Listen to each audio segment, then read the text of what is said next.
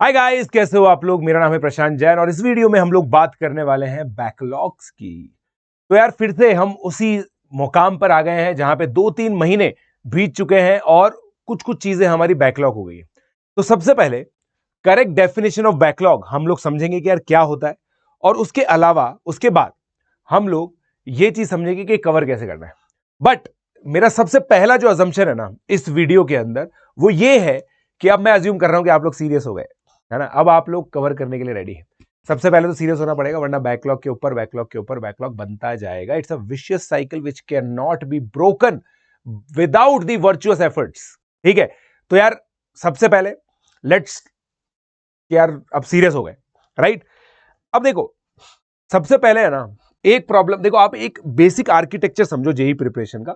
JEE preparation में क्या है ना, हम अक्टूबर में सिलेबस खत्म करते हैं। जो 11th-12th वाले बच्चे हैं ना, जो 11वीं 12वीं कर रहे हैं, जो ड्रॉपर नहीं है, अक्टूबर एंड में हम सिलेबस खत्म करते हैं।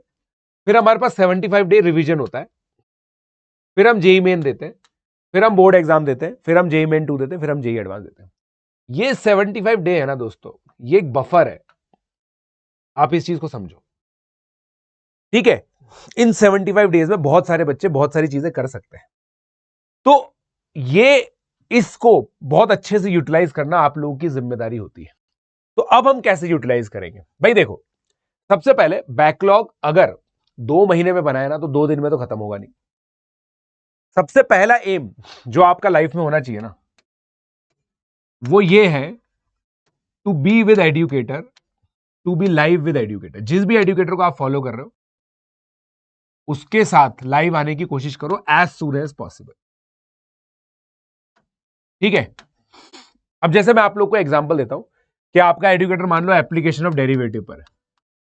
अब एप्लीकेशन ऑफ डेरिवेटिव पढ़ने के लिए, एप्लीकेशन ऑफ डेरिवेटिव पढ़ने के लिए आप लोगों को पहले फंक्शंस पढ़ना पड़ेगा, फिर आईटीएफ पढ़ना पड़ेगा, फिर लिमिट्स, कंटिन्यूटी, डिफरेंशियबिलिटी पढ़ना पड़ेगा। अब ये बहुत बड़ा बैकलॉग दिख रहा है। Function, ITF, LCD. Function 12 lecture का टॉपिक है, आईटीएफ 6 लेक्चर का टॉपिक है, ये 12-15 लेक्चर का टॉपिक है। टोटल मिला के ये 30 लेक्चर का टॉपिक हो गया। 30 लेक्चर का मतलब हो गया आराम से 2-2.5 महीने। अब इसको कैसे कवर करें। फिर अगर इसको कवर करने जाएंगे तो एओडी में टीचर के साथ नहीं आ पाएंगे। तो यहां पे ना आपको एक मिनिमम कॉमन प्रोग्राम बनाना होता है। मिनिमम कॉमन प्रोग्राम, एमसीपी मैं इसको बोलता हूं। मिनिमम कॉमन प्रोग्राम में क्या होता है, आप लेक्चर सारे देखते हो, उसके साथ एनसीईआरटी करते हो, और उसके साथ केवल जेई मेन पीवाईक्यूज करते हो, और कुछ नहीं करते।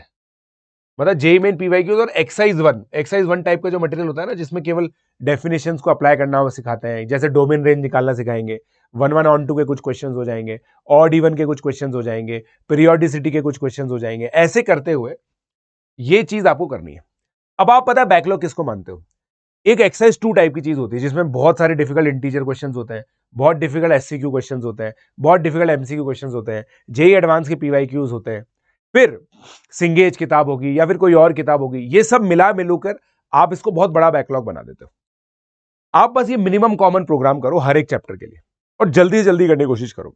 उसमें भी देखो थोड़ा सा क्या है ना, जैसे आईटीएफ है, आईटीएफ के पर्टिकुलरली एडवांस प्रॉब्लम्स आप अभी छोड़ सकते हो, राइट। आईटीएफ की डेफिनेशंस मात्र ही काम आती है एप्लीकेशन ऑफ डेरिवेटिव में, कि वो कैसे डिफरेंशिएट होगा, उसकी रेंज डोमेन क्या होती है, उसका ग्राफ क्या होता है। रेंज डोमेन ग्राफ इतना जानना जरूरी है। एलसीडी के अंदर एलसीडी की डेफिनेशंस आपको बिल्कुल क्लियर होनी चाहिए कि लिमिट कब एग्जिस्ट करती है, कंटिन्यूटी कब होती है, डिफरेंशियबिलिटी कब होती है, what is RHD, what is LHD, what is first principles द्वारा डेरिवेटिव निकालना, चेन रूल, फेन रूल सब आना चाहिए आपको। चेन रूल वगैरह तो आपको फिजिक्स वगैरह की वजह से भी आता होगा। तो आपको एक्चुअली आइडेंटिफाई करना पड़ेगा थोड़ा सा कि यार क्या क्या चीजें हमें कवर करनी है एओडी तक करने के लिए। अब मेरा पर्सनल ओपिनियन ये है कि ये सारा काम आप 10 दिन में कर सकते हो।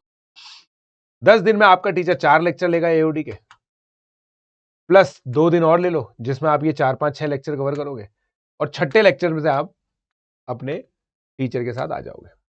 अब यहां पे आपको जो चीज ध्यान रखनी है ना, वो ये है कि जो भी चीजें आपने मिस की है ना, यहाँ पे जो भी आपने चीजें, वो क्लियरली किसी कॉपी में मेंशन होनी चाहिए कि यार ये मैं अभी छोड़ रहा हूं, ये जो मैं छोड़ रहा हूं ये मैं इन 75 डेज में कवर करूंगा, ये मैं इन 75 डेज में कवर करूंगा। अब देखो, मान लो अगर पूरी ही 11वीं बर्बाद हो गई है, तब तो आप लोगों को कोई ऐसे बैच में पढ़ना पड़ेगा जहां पे 11वीं स्टार्टिंग से पढ़ाई जा रही है।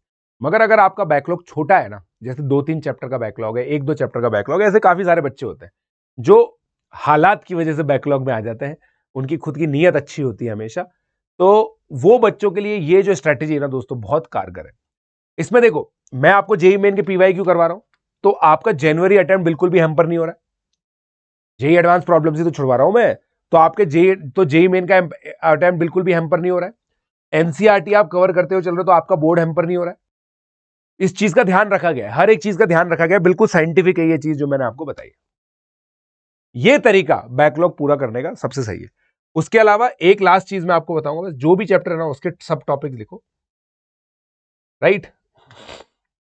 जैसे फंक्शन में आप लिखोगे डोमेन रेंज, फिर क्लासिफिकेशन ऑफ फंक्शंस, राइट। ऐसे करके आपने सारे फंक्शन लिखे। कंपोजिशन जैसे बहुत ज्यादा इंपॉर्टेंट होता है, कंपोजिशन आपको बहुत ढंग से पढ़ना पड़ेगा, कंपोजिशन हर जगह काम आएगा, right. Inverse of a function हर जगह काम आएगा। तो ये सारी चीजें आप लोगों को लिखनी पड़ेंगी, और आपको फिर लिखना पड़ेगा कि यार ये हो गया, ये हो गया। ऐसे लिस्ट बनाओ अपनी, एक लाइफ में एक है ना, एक पूरी टॉपिक सब टॉपिक की लिस्ट होनी चाहिए, फिर कौन सा आपका स्ट्रॉन्ग है कौन सा वीक है वो लिस्ट होनी चाहिए आपके पास, ठीक है। तो दोस्तों ये सबसे बढ़िया तरीका बैकलॉग कवर करने का। अगर आपको सही लगे तो प्लीज आप बताइएगा, और कमेंट में आप लोग मुझसे डाउट भी पूछ सकते हैं। और बाकी आप लोग हमसे पढ़ना चाहते हो और बाकी अपना पाथ करेक्ट करना चाहते हो, एग्जैक्ट जो टॉपिक सब टॉपिक की मैंने बात की ना, वो यहाँ पे हो जाएगी। आप लोग लिखो यहाँ पे, है ना। अभी अपनी जेई कोचिंग के अंदर आप लॉस्ट फील कर रहे हो, एग्जैक्ट बताओ कि आपका क्या हुआ है क्या नहीं हुआ है, उसके हिसाब से आपका एक कस्टमाइज प्लान बनेगा जिसको आप लोग अच्छे से डील कर सकते हो। तो नीचे फॉर्म अवेलेबल है, उसको भर सकते हो आप। और हाँ, अगर आप अनअकैडमी का सब्सक्रिप्शन लेना चाहते हो, मेरा बीजीएमआई कोर्स है, उसके अलावा मेरा नेक्सस बैच है जो 12th क्लास के लिए चल रहा है, और निम्बस बैच है जो 11th क्लास के लिए चल रहा है। ये जल्दी से आप लोग परचेज कर लो। आइकॉनिक वीक चल रहा है, इसके अंदर जो 12 मंथ का आइकॉनिक है ना, उसमें 60% ऑफ तो चल ही रहा है, प्लस 2000 एक्स्ट्रा चल रहा है। ये 2000 एक्स्ट्रा खत्म हो जाएंगे दोस्तों कल परसों। तो जल्दी से आप सब्सक्राइब करो, पीजे लाइव कोड यूज करो, और पीजे लाइव कोड यूज करने के बाद @प्रशांत42 जैन, ये मेरा टेलीग्राम आईडी है, यहां पे आप मेरे साथ स्क्रीनशॉट शेयर कर सकते हो, ठीक है। यहां पे मैंने @प्रशांत42 जैन, यहां पे आप टेलीग्राम आईडी पे भेज सकते हो मुझे। जो बच्चे 10 to 11 मूविंग है उनके लिए 2 साल का 22,999 का, इसमें आपको hard copy of study material मिलता है, इनफाइनाइट मेंटरशिप मिलती है, मेरे जो एक्सक्लूसिव ग्रुप्स हैं उसके अंदर आप लोग ऐड हो जाओगे, ठीक है। ये हमारा निम्बस आइकॉनिक बैच है जो आ रहा है 10 to 11 वाले बच्चों के लिए। जल्दी से आप लोग सब्सक्राइब करें इसके लिए, पीजे लाइव कोड याद रखें, ठीक है। और ये लास्ट बैच है दोस्तों, लास्ट चांस है आप लोगों के लिए 10 to 11 मूविंग बच्चों के लिए, मतलब 10 to 11, आप तो 11 मूव कर ही गए हो, रिजल्ट सब आ चुका है। जल्दी से इस बैच को सब्सक्राइब कर लो, 20 जून से ये बैच चालू हो जाएगा, ठीक है। और बाकी हम हमारे जो रैंकर्स हैं उनको सेलिब्रेट कर रहे हैं, अनअकैडमी ओडिसी 2025 अमेजिंग जर्नी, उसको हम लोग करेंगे। जो हमारे चैंपियंस हैं, हमारे जो चैंपियंस हैं ना, उनको हम सेलिब्रेट करेंगे 22 तारीख को।